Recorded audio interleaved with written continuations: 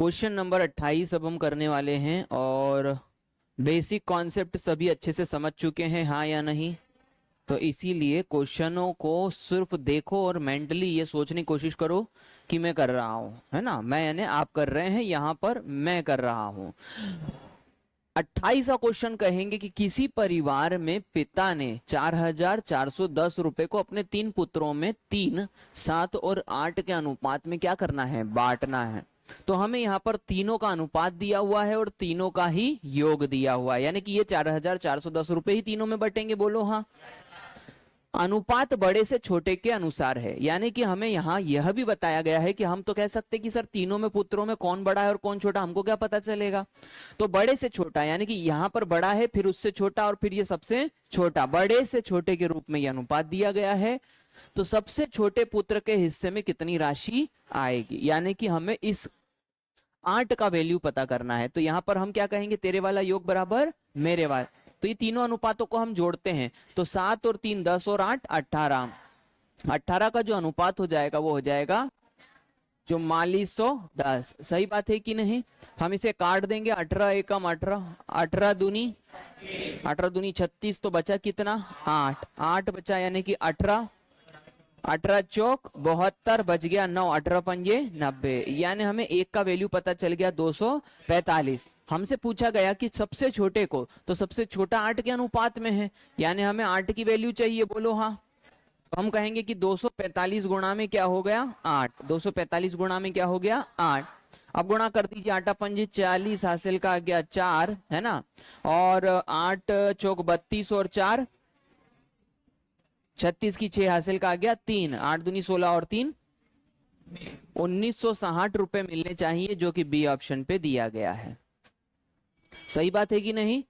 तो basic question है, एक एक करके आगे बढ़ते चले जाते हैं। 28वां क्वेश्चन हो गया, 29वां क्वेश्चन करते हैं।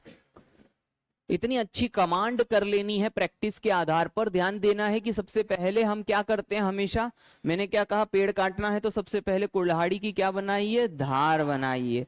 बस वही चल रहा है। शुरुआत के कम से कम नहीं कुछ तो 50 60 क्वेश्चन, 80 क्वेश्चन ऐसे होने चाहिए कि बेसिक आपको ऐसा याद हो जाए कि भाई ये इतने सारे प्रकार के बेसिक बनेंगे, अब इसके ऊपर क्वेश्चन बनेगा।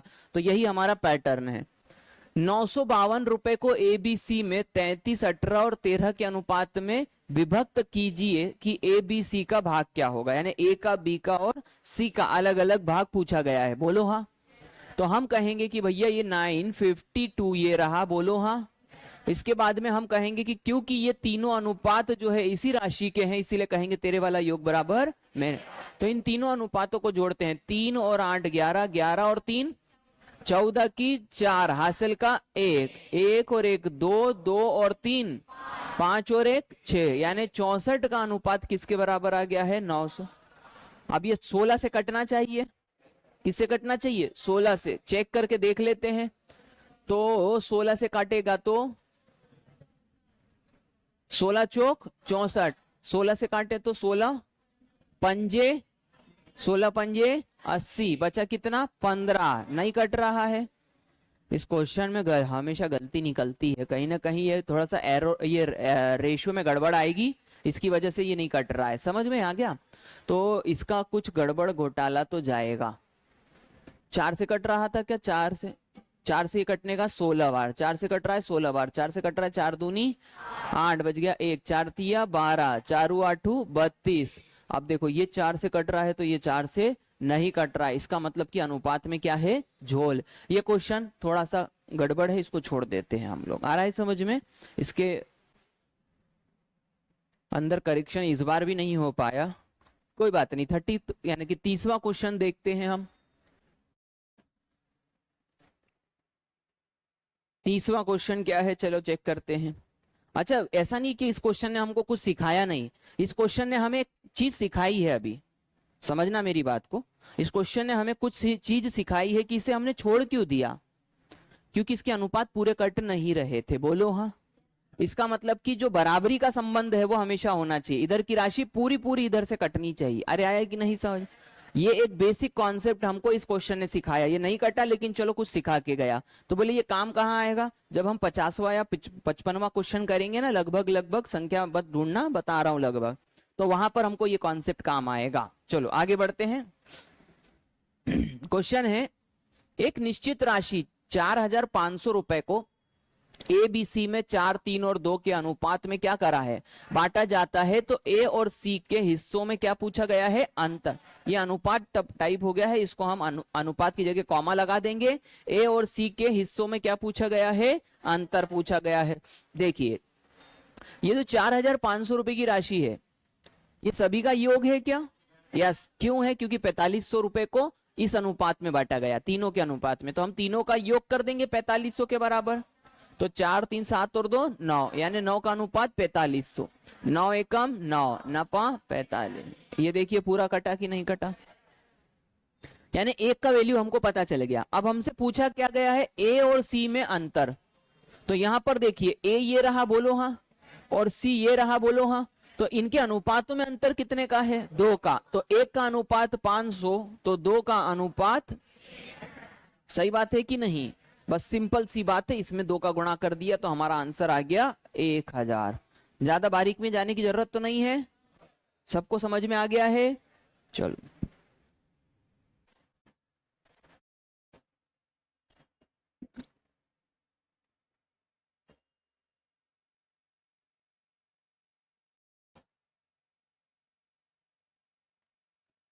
1653 को अमित, विपिन और चंद्रा के बीच में इस प्रकार से बांटा गया। ए फॉर अमित, बोलो हाँ। बी फॉर विपिन और सी फॉर चंद्रा। ये विपिन है ना, B for Vipin, C for Chandra. अब हम इन्हें ए बी सी बोलेंगे इन्हें। 1653 को अमित, विपिन और चंद्रा के बीच में इस प्रकार बांटा गया कि अमित को मिलने वाले प्रति 2 रुपए पर विपिन को कितने रुपए मिलते हैं। इस क्वेश्चन में एग्जामिनर ने सीधे आपको पका पकाया अनुपात जमा करके नहीं दिया है, उसने कहा है कि खुद अनुपात बनाइए। आ रहा है समझ में? तो हमसे उसने क्या कहा, ये रहा अमित और ये रहा विपिन। अमित को 2 रुपए मिलते हैं तो विपिन को 3 रुपए मिलते हैं। इस तरीके से अनुपात बनाया जाता है। आगे प्रश्न में कहा गया, तथा विपिन को मिलने वाले प्रति 4 रुपए पर चंद्रा को कितने मिलते हैं, 3 रुपए। यानी यहाँ पर विपिन और चंद्रा के बीच में अनुपात यह है कि विपिन को 4 रुपए मिलेंगे तो चंद्रा को 3 रुपए मिलेंगे। तो अब आप कहेंगे कि सर टोटल बांटना कितना है, 1653। लेकिन सर ऐसे क्वेश्चनों में जब योग की राशि है तो अनुपात भी तीनों का ही होना चाहिए। तो यहाँ तो 2-2 अनुपात हैं, तो हमने 2 को 1 करना सिखाया कि नहीं सिखाया? तो यहाँ पर कहेंगे ए, बी और सी, अमित, विपिन और चंद्रा का अनुपात ऐसे निकालेंगे कि इधर वाले बी को गुणा करेंगे 4 दूनी 8, याद आया कि नहीं? 4 तिया 12 और इधर वाले 3 को 3 तिया 9। अब ये कट रहा है क्या? नहीं कट रहा, क्योंकि इसमें 2 सतत संख्याएं आ गई है। आ रहा है समझ में? तो यह अनुपात नहीं कट रहा है, नहीं कटे तो छोड़ दीजिए। अब हम कहेंगे यहाँ पर कि यही हमारा मूल अनुपात होना चाहिए, बोलो हाँ। यानी अमित को इस नए अनुपात के हिसाब से अमित को 8 रुपए मिलते हैं तो विपिन को 12 रुपए मिलते हैं, तो चंद्रा को 9 रुपए मिलते हैं। और यदि अलग अलग करके देखोगे तो यही मिलेगा। अब हम बढ़ते हैं आगे। अब हम कहेंगे तेरे वाला योग बराबर मेरे वाला, तो 12 और 8 20, 20 और 9 29 का अनुपात जो है वो 1653 के बराबर आ जाएगा। मतलब यहाँ पर कुछ ना कुछ तो कटने वाला है। काटते हैं 29 का अनुभव लेकर के। तो 29 के पहाड़े में हम कहां पर जाएं, 5 बार जाएं। 29 से 145 बनना चाहिए, सही बात है कि नहीं? 29 से बनेगा 145 का मतलब 29 पंजे 145, सही बन रहा है क्या? अब बचा कितना, 20 यानी 209, यानी कि 29 से कटेगा कितनी बार, 7 बार कि 9 बार? 7 बार कटेगा, है ना? 7 बार पक्का?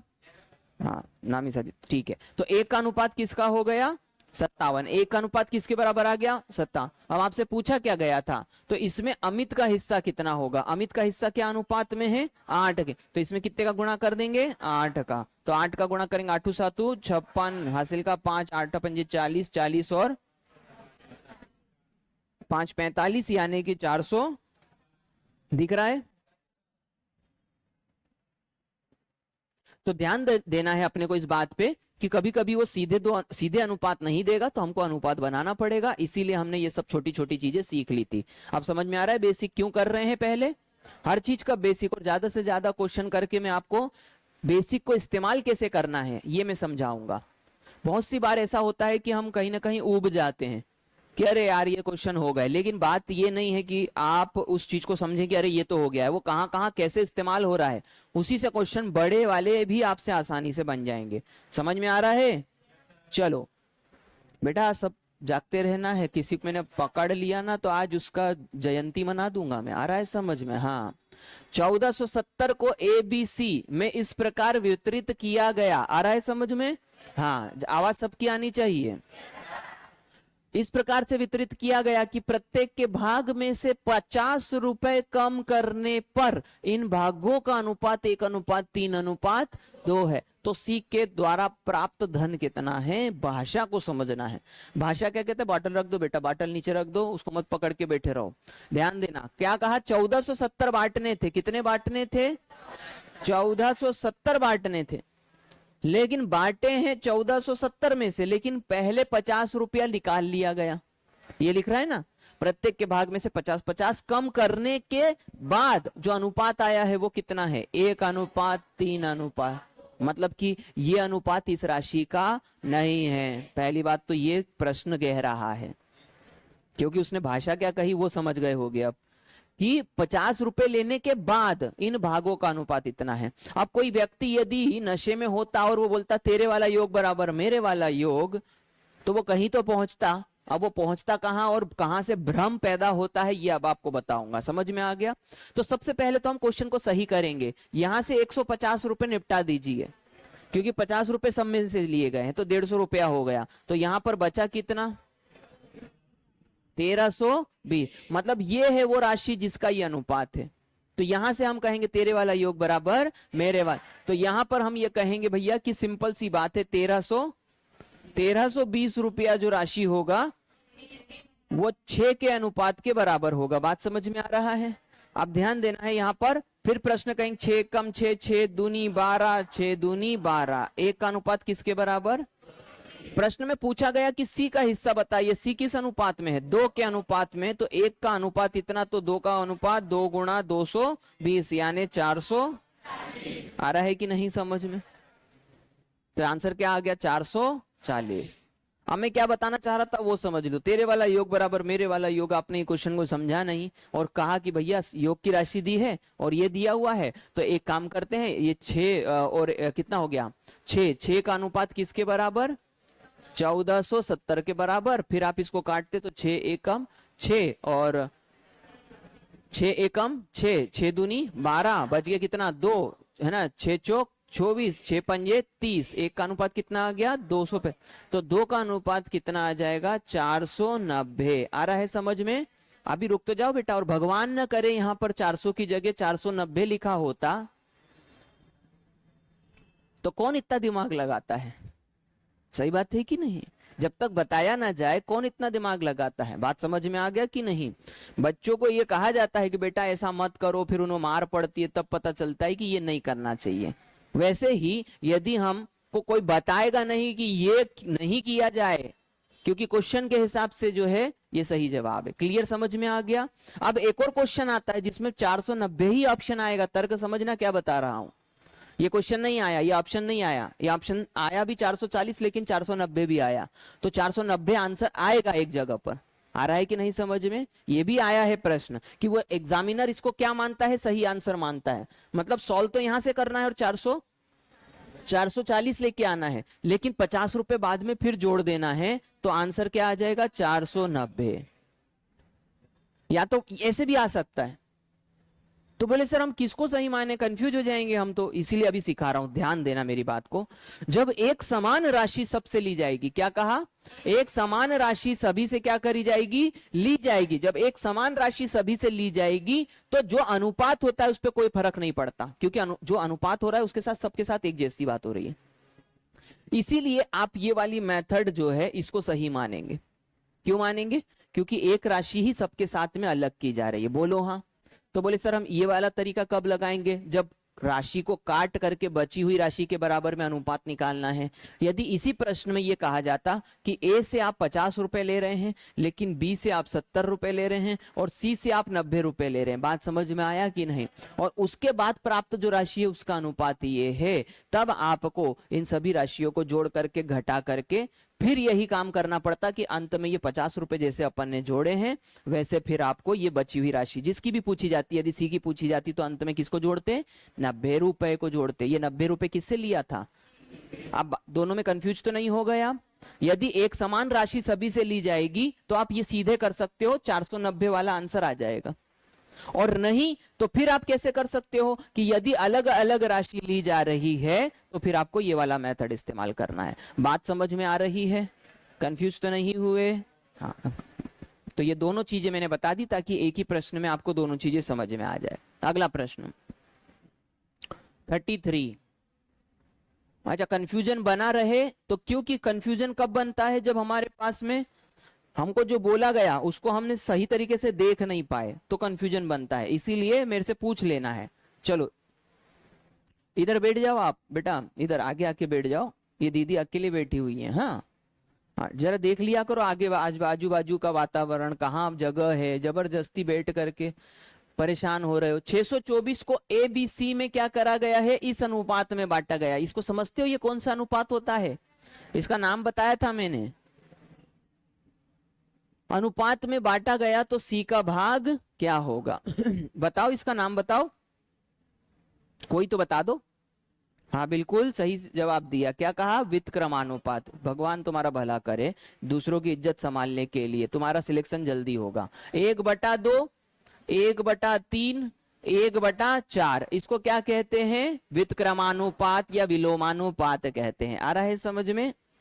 यदि ये अनुपात जब भी आता है तो हमको पहले इस अनुपात को क्या करना पड़ता है? सीधा। तो सीधा कैसे करेंगे बोले तो सर ये इस तरीके से छुपा लो, ये 12 हो गया, इसको छुपा लो, ये 8 हो गया, इसको छुपा लो, ये 6 हो गया। इसके बाद में इसको 2 से काट दो तो ये 6 बार, ये 2 से काटो तो 4 बार, ये 2 से काटो तो 3 बार।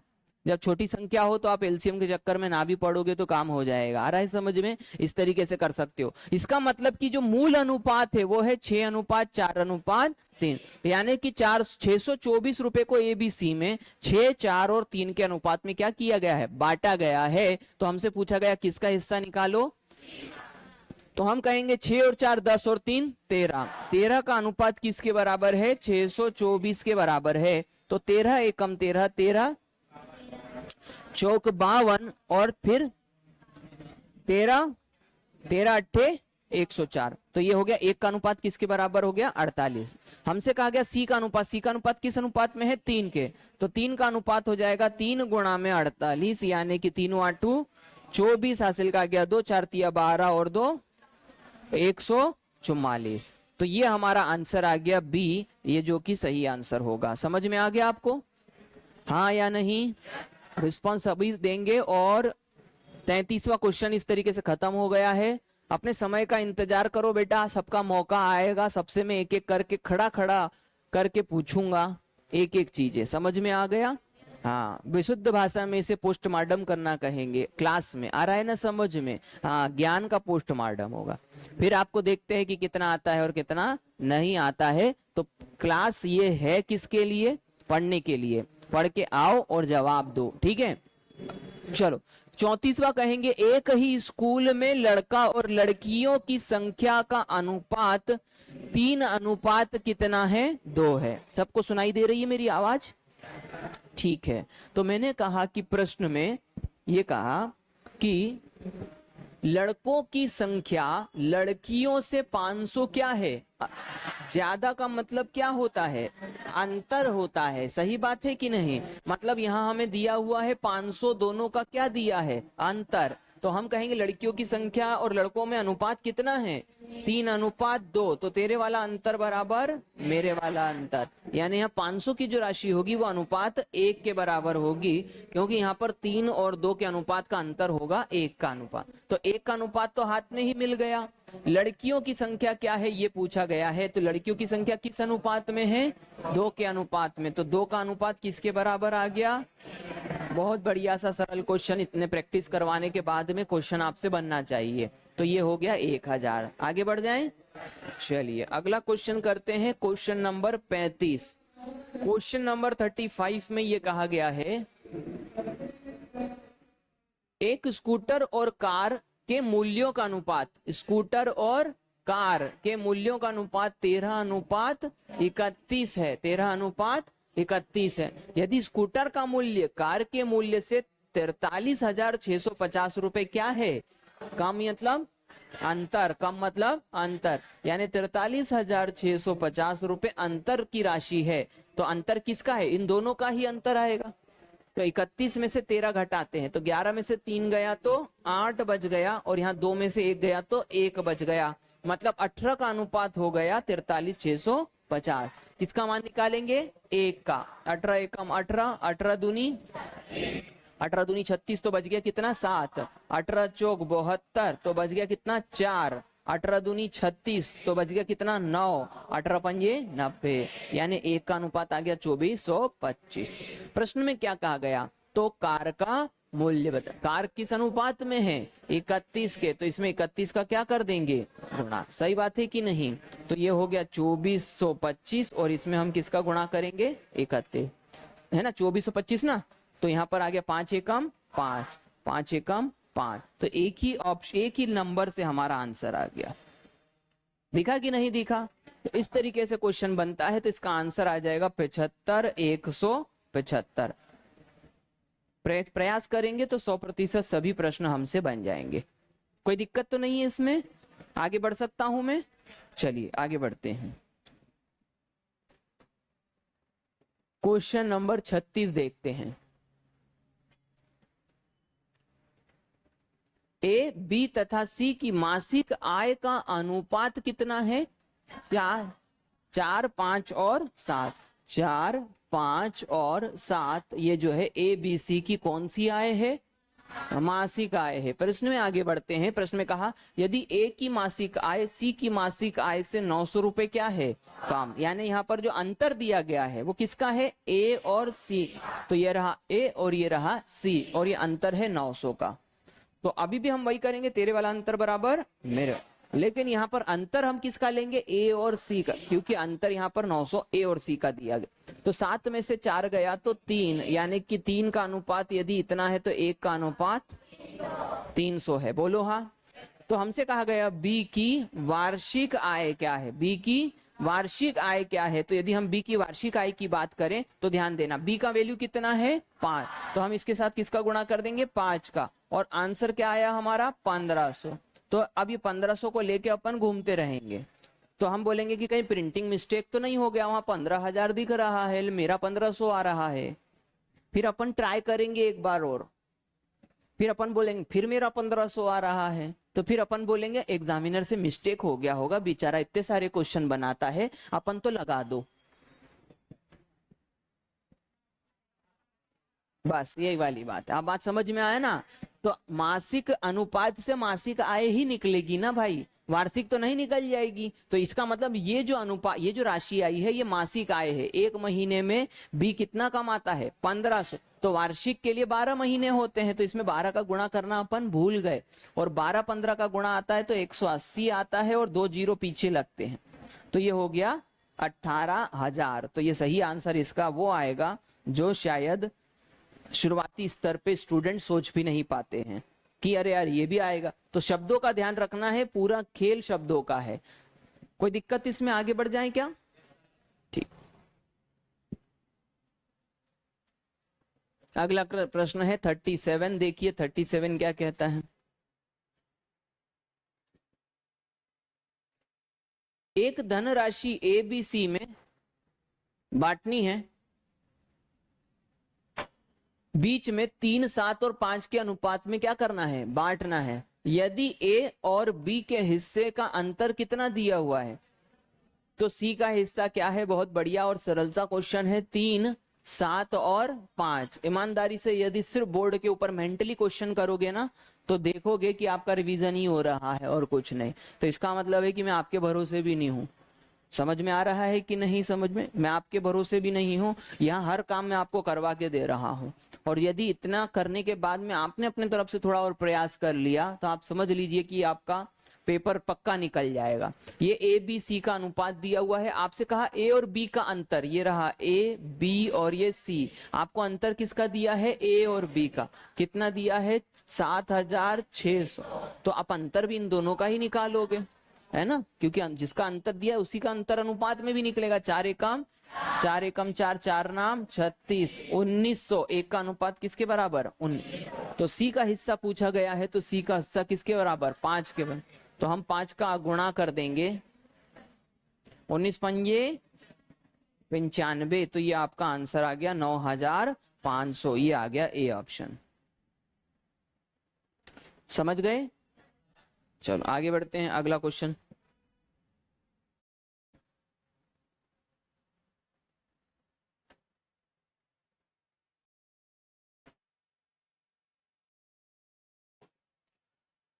एक पंचायत के चुनाव में सुरेश, अमन और रमेश को मिले वोटों का अनुपात 7:11:13 के अनुपात में हो तथा अमन को रमेश से 4550 वोट क्या है कम मिले, तो सुरेश को कितने वोट प्राप्त हुए? ध्यान देना है, टोटल मिलाकर के हमें अनुपात दिया है 7:11:13 का, और कहा गया नाम क्या है? S for Suresh, A for Aman और आर फॉर रमेश। अमन को रमेश से 4550 वोट क्या मिले हैं? कम या ज्यादा मिले हैं? बताओ। कम मिले हैं, सही बात है कि नहीं? कैसे मिले हैं? कम मिले हैं। तो कम यानी अंतर, और कौन के बीच का अंतर है? अमन और रमेश। ये रहा अमन और ये रहा रमेश, इन दोनों का अंतर है 2 का। तो 2 का 4550 हो गया। तो 1 का अनुपात निकाल लेंगे, 2 दूनी 4, 2 दूनी 4, 2 सत्ते 14, 2 पंजे 10। सही बात है कि नहीं? तो 2275 आ गया 1 का अनुपात। प्रश्न में कहा गया तो सुरेश को कितने वोट मिले हैं? सुरेश को किस अनुपात में मिले हैं? तो हम किसका गुणा कर देंगे? 7 का। 7 35, हासिल का 3, 7 7 49, 49 और 3 52 की 2, हासिल का 5, 7 दूनी 14, 14 और 5 19, हासिल का 1, 7 दूनी 14 और 1 15, 15 900, 15 925 हमारा आंसर आ गया। आंसर तो बहुत पहले ही आ गया था, जैसे ही 25 निकला था वैसे ही आ गया। इवन जैसे ही 5 निकला था वैसे भी आ गया था। सही बात है कि नहीं? 38 क्वेश्चन हो गया, आगे बढ़ते हैं।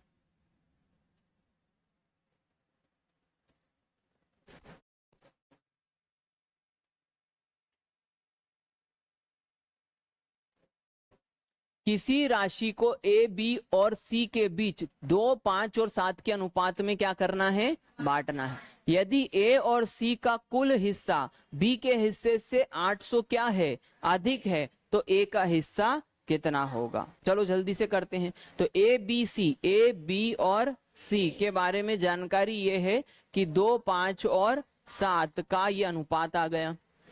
यदि ए और सी का कुल हिस्सा बी के हिस्से से 800 क्या है? अधिक है। ए, अब देखो शब्दों को समझना बेटा, हम भी हमेशा याद रखना, अंतर कभी भी 2 ही राशि का होता है।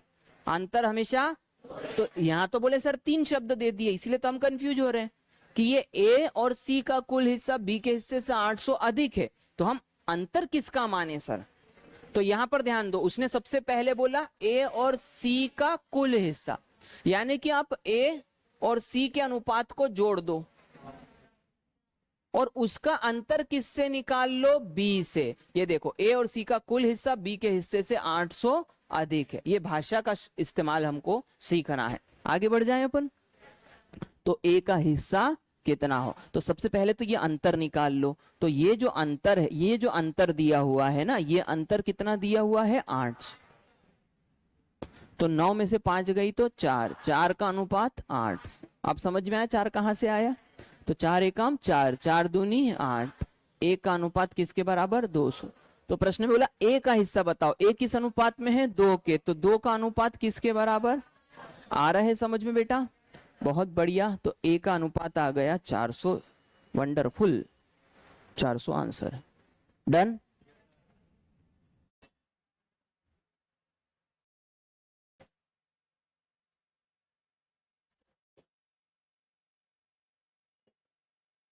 40th क्वेश्चन करते हैं। एक व्यक्ति 3,30,000 रुपए को अपनी पुत्री, पत्नी और पुत्र में इस प्रकार बांटता है कि पुत्री का 1/2 भाग, पत्नी का 1/4 भाग और पुत्र का 1/5 भाग परस्पर क्या है, बराबर है। तो पुत्री का क्या कहा गया, हिस्सा बताइए कि कितना है। तो भाई सिंपल सी बात है, 3,30,000 रुपए कुल राशि है। बोलो हाँ, 3,30,000 रुपए कुल राशि है। अब प्रश्न में कहा गया पुत्री यानी डॉटर, डॉटर का कितना, 1/2 भाग, पुत्री का 1/2 भाग पत्नी के यानी कि वाइफ के 1/4 भाग के बराबर है और पुत्र के 1/5 के परस्पर बराबर है, यानी ये सब आपस में क्या है, बराबर। तो ये कहेंगे D/2 बराबर में W/4 बराबर में S/5। ये नीचे वाले अनुपात ही अनुपात होते हैं। तो नीचे वाले अनुपातों को सीधे हम कहेंगे कि डॉटर, वाइफ और सन का जो अनुपात होगा वो होगा 2:4:5। सही बात है कि नहीं। इसीलिए हम कहेंगे कि यहां पर हम कहेंगे कि तीनों का अनुपात आ गया, तीनों की राशि 5, 4, 9 और 2 11, 11 का अनुपात जो हो जाएगा वो 3,30,000 के बराबर, यानी 11 एकम 11, 11 तिया 33, यानी कितना हो गया 30,000। एक का अनुपात 30,000। प्रश्न में पूछा गया पुत्री का अनुपात, पुत्री का जो अनुपात है वो किस अनुपात में है, 2 के। तो 2 का अनुपात किसके बराबर आ गया, 60,000। सही बात। तो आंसर क्या आ गया, 60,000, 60,000। 2 प्रकार के केस थे, एक बार थोड़ा सा देख ही लें इसको। A 2A बराबर 3B बराबर 4C, और एक केस आएगा A/3 बराबर B/4 बराबर C/5। तो यहां पर गुणा होगा जब हम क्या करेंगे, एलसीएम मेथड या छुपाने वाली मेथड लगाते हैं। सही बात है। तो यहां पर हमने कहा कि इसको छुपाएंगे तो 3 चौक 12, इसको छुपाएंगे तो 4 दूनी 8, इसको छुपाएंगे तो 3 दूनी 6। अब इसको हम काटेंगे तो ये कितनी बार, 6 बार, 4 बार और 2, 3 बार है ना, कितने 3 बार कटेगा। तो ये अनुपात आ गया। और ये जो इस प्रकार का केस आता है उसमें नीचे वाली संख्याएं ही क्या होंगी, अनुपात। आ रहा है समझ में। चलिए, ये दोनों केस था, इसमें से ये वाला जो सवाल है ये दूसरे वाले केस पर था। 40 के बाद करेंगे 41वां सवाल।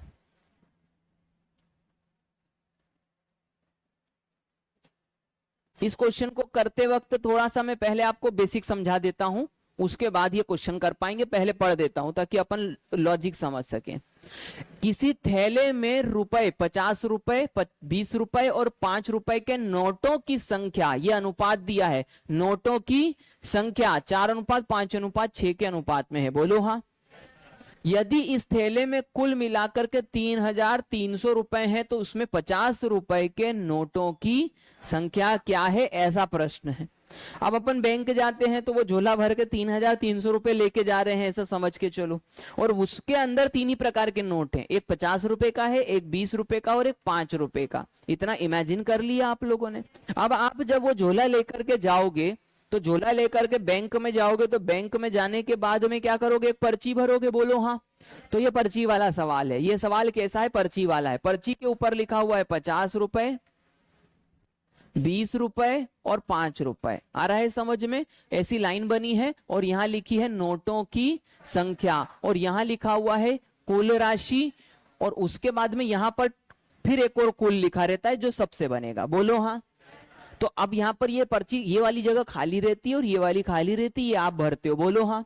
उदाहरण के लिए आपके पास में 4 नोट किसके हैं, 50 के, तो आप 4 यहां लिख देते हो। तो यहां पर इनका योग कितना बनता है, 200। 200 ही बनेगा ना, 50। फिर यहां पर यदि ये नोट आपके पास कितने हैं, 5, तो इनका योग कितना बनेगा, 100। बात समझ में आ रही है। और यदि इनका जो योग है वो आपके पास 6 नोट है मान के चलो, तो ये कितना बनेगा, ये कैसे बना, समझ में आया। ये वहां लिखे रहते हैं, ये आप लिखते हो और यहां से योग बनाते हो। अब इनको फिर जोड़ते हो आप और जोड़ करके कुल योग बनाते हो। तो 0, 3 और ये 330, ये आपका योग बन गया। बोलो हाँ। समझ में आया कि नहीं आया। अब ये है वो राशि जो आप जमा करोगे।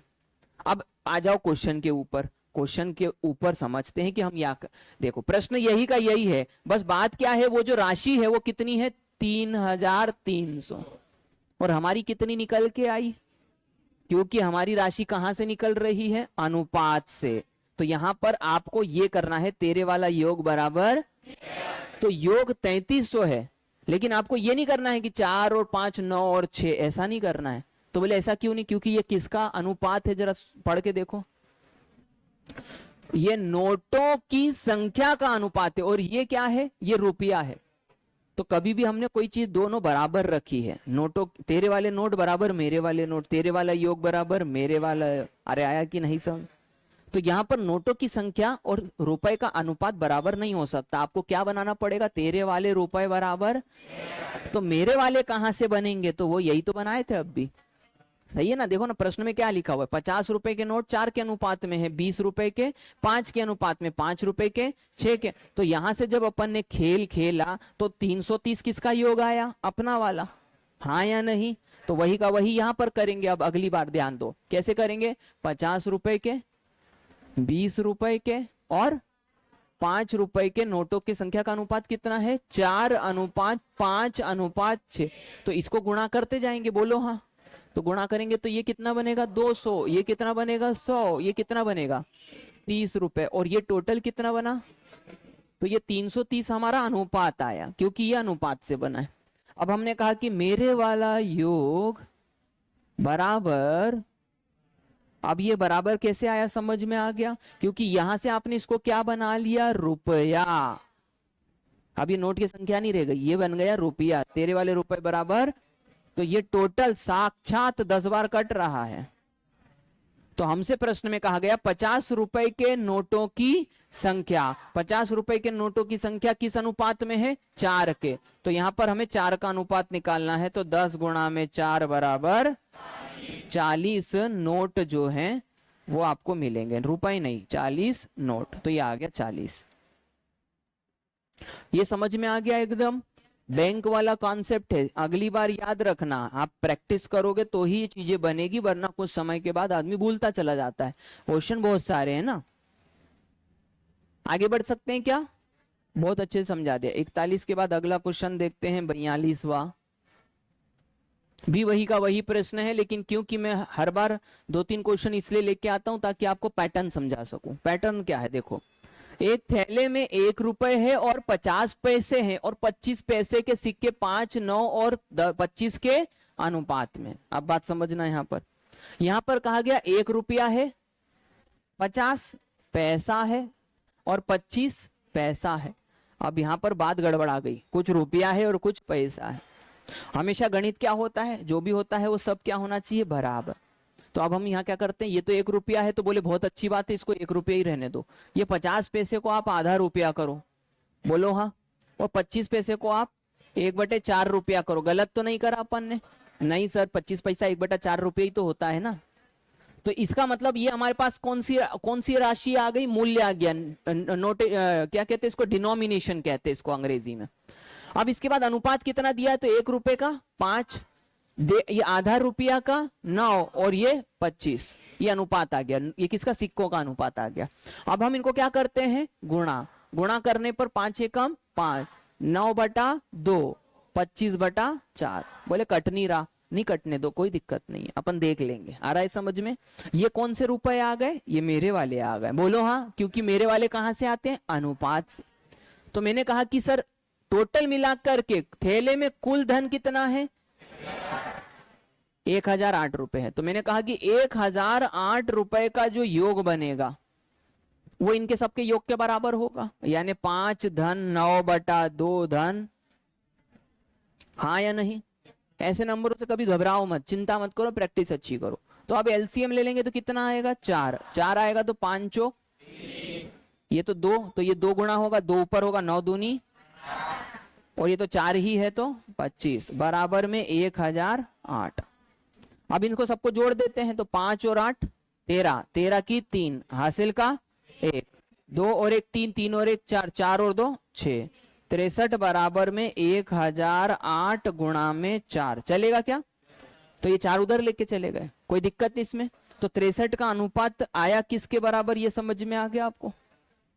आपको क्या चाहिए? देखो, आपको चाहिए 1 रुपए के सिक्कों की संख्या। 1 रुपए के सिक्के किस अनुपात में है? यानी आपको 5 का वैल्यू चाहिए। तो आप क्या करो, पहले तो इसको काटने की कोशिश करो। नामी साथी 9 एकम बच गया 1, 9 एकम 9 बच गया 1, 9 दूनी 7 से काटेंगे, 7 से 16 बार कटेगा, 16 सत्ते 112, बोलो हाँ। तो 16 चौक 64, 1 का अनुपात किसके बराबर आ गया? तो तुमको किसका अनुपात चाहिए? 5 का, क्योंकि 1 रुपए किसी के 5 के अनुपात में, तो 5 का अनुपात जो हो जाएगा वो 64 गुणा में 5, तो 5 चौक 20, 300, तो 320 इसका क्या हो गया आंसर, दिख रहा है क्या? यस। तो ये इसलिए मैंने ये क्वेश्चन लेके आ गया ताकि रुपए और सिक्के भी आ जाए, तो आपको उसको सबको रुपए पे लेके आना है।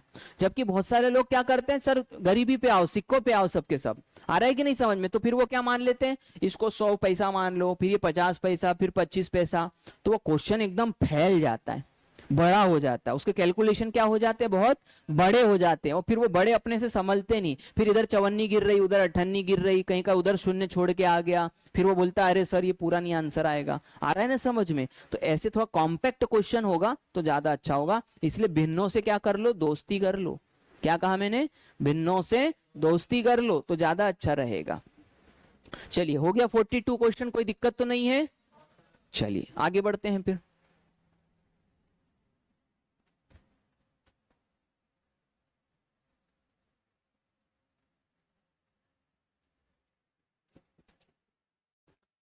तीन संख्या 43, क्वेश्चन नंबर 43 क्या कहता है, देखो तीन संख्या क्रमशः 3, 4 और 5 के अनुपात में है, पहली तथा तीसरी संख्या का योग, पहली और तीसरी का योग दूसरी संख्या से 52 क्या है अधिक, मतलब अपने को अंतर दिया हुआ है, अंतर हमेशा दो के बीच में ही आता है, तो उसने कहा पहली और तीसरी का योग दूसरी का अंतर कितना दिया है 52।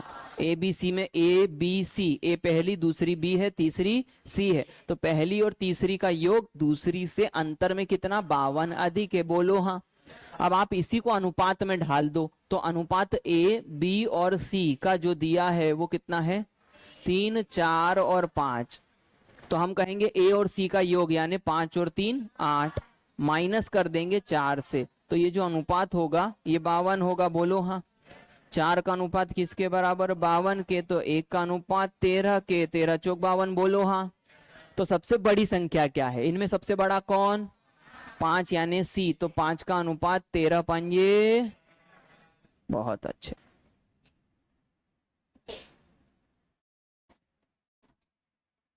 डन।